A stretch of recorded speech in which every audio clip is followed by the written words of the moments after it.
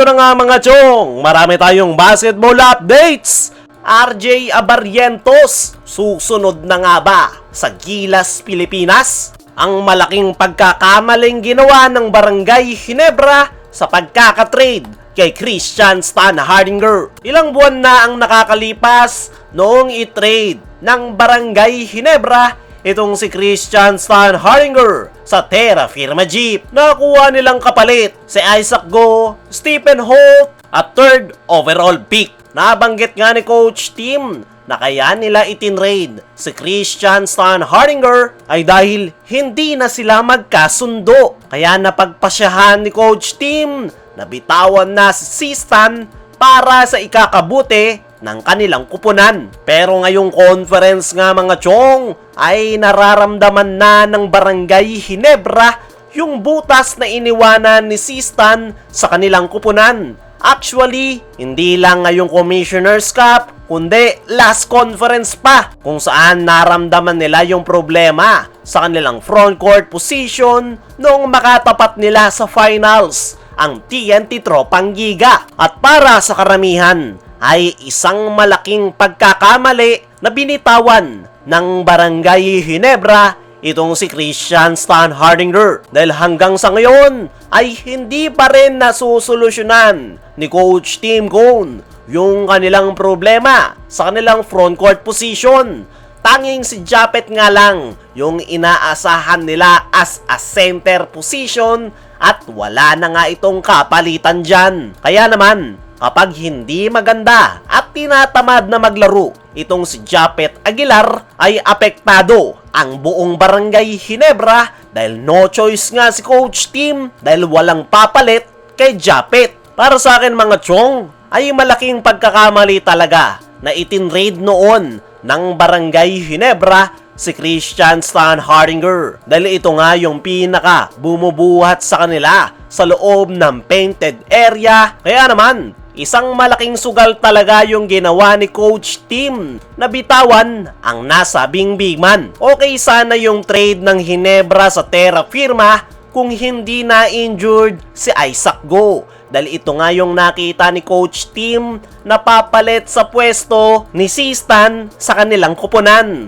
Pero dahil nga sa tinamaan ito ng injury ay ramdam na ramdam ng Barangay Ginebra yung malaking butas sa kanilang frontcourt position kahit pa nandyan na sila Troy Rosario at Jamie Malonzo. So ngayon ay wala nang problema si Coach Tim sa kanyang mga gwardya dahil loaded na loaded nga sila dyan. Merong Scotty, Maverick Ahan Missy at rising star na si RJ Abarrientos. Problema lang talaga nila yung iniwan na napakalaking butas ni Christian Stan Hardinger sa frontcourt position. As of now, ay ang latest update nga na nakalap natin patungkol dito kay Stan ay kasalukuyan pa nga rin itong nasa Pinas. Mukhang gusto pa nga rin itong maglaro sa PBA at mukhang mangyayari lang yung kanyang PBA comeback kapag itinrade ng Terra Firma yung kanyang rights sa ibang kupunan. At as of now, malabo pang bumalik sa Barangay Ginebra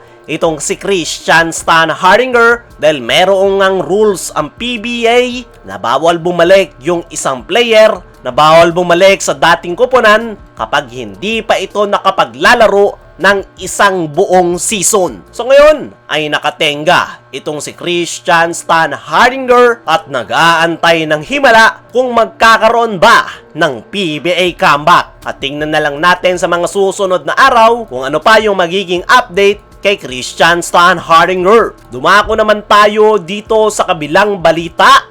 RJ Abarrientos, susunod na nga ba sa Gilas, Pilipinas? Alam naman nating lahat na itong si RJ Abarrientos ay very vocal na gustong makabalik sa ating national team.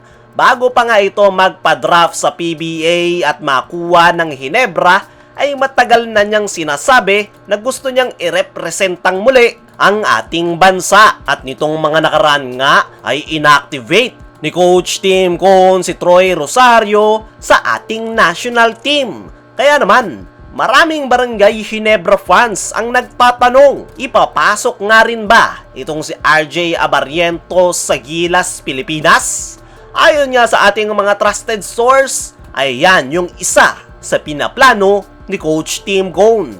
Pero hindi nga ito maipasok sa ngayon dahil kumpleto yung guard rotation ng ating national team. Plano nga ni Coach Tim Cone na gawing reserve player itong si RJ Abarrientos in case na may tamaan ng injury sa mga gwardya ng Gilas, Pilipinas. At ganyan nga yung ginagawa ngayon ni Coach Tim kay Troy Rosario at Japet Aguilar. Pero sa ngayon ay gusto nga raw muna ni Coach Tim na makuha ni RJ Abarrientos ng tuluyan yung triangle offense bago ito i-consider sa ating national team. At once nga na magawa niya yan, ay malamang sa malamang ay ipapasok rin ito someday ni Coach Tim sa ating national team. Para sa akin mga chong, ay itong si RJ Abarrientos yung isa sa mga player na po pwedeng makatulong sa Gilas, Pilipinas. Pero as of now ay kailangan niya muna yang patunayan sa Barangay Ginebra bago siya iakyat ni Coach Tim sa Gilas, Pilipinas.